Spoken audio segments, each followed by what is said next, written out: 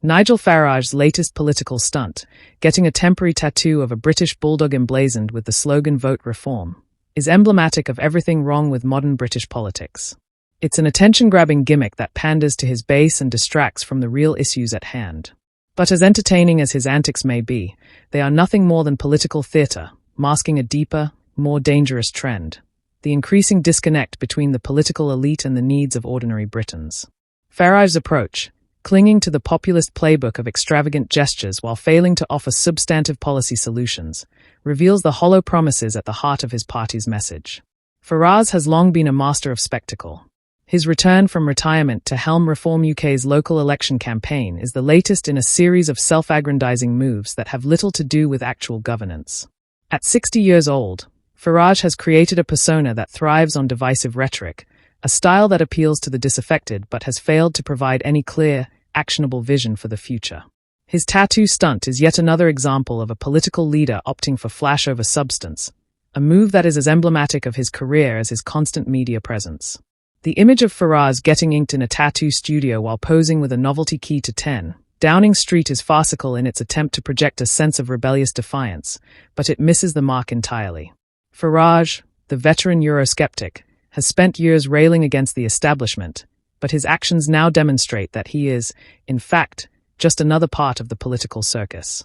His anti-establishment rhetoric may resonate with certain voters, but it's becoming increasingly clear that Farage's primary goal is not to disrupt the system. It's to position himself as the loudest voice in a disjointed, fragmented opposition. This is where Farage and his Reform UK party falter.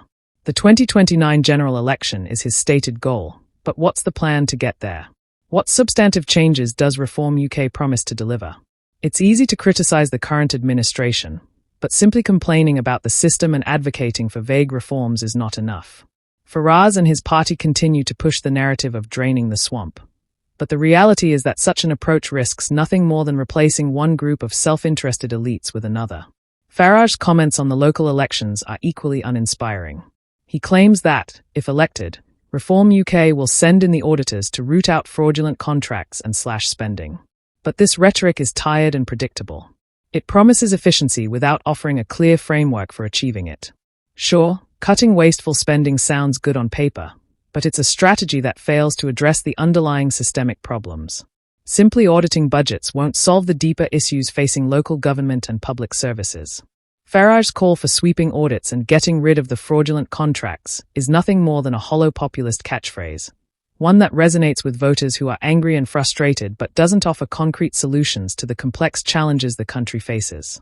Farage's mayoral candidate in Cambridgeshire and Peterborough, Ryan Coogan, shares this populist zeal. Coogan's proposal to create a Department of Government Efficiency modeled after Donald Trump's initiatives in the US is similarly empty. His plan to audit local spending and reduce unnecessary costs sounds appealing, but it lacks any real substance. It's a familiar playbook. Tell people what they want to hear without explaining how these grand plans will be put into action. While Coogan claims that savings can be made, his call for bottom-up reforms that empower citizens to tell the combined authority where the issues actually lie is more fantasy than feasible policy. It's not just a call for local accountability. It's a promise to simplify the complex realities of governance into a soundbite that sounds good but doesn't hold up under scrutiny.